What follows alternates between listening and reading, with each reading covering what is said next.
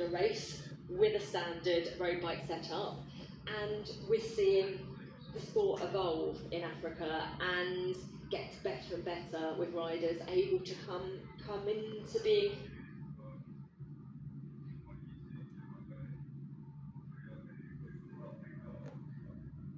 fed to the higher echelons of the peloton. Jalal Edouard is next for South Sudan.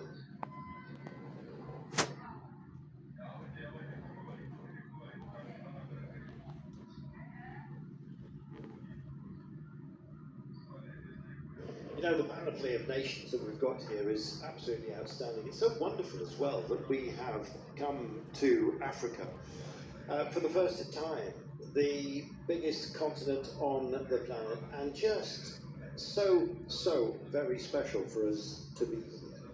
And indeed, able to welcome so many different nations as well that haven't had perhaps the expense of leaving the great continent and have allowed themselves the honour of actually coming and competing. So we're going to see a whole panoply of different levels potentially of performance.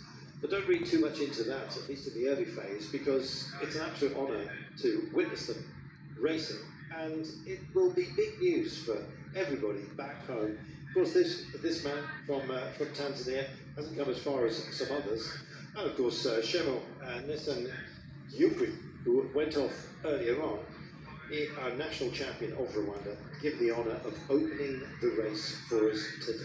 And here he is, just 35.4 kilometres to go. It's a long day.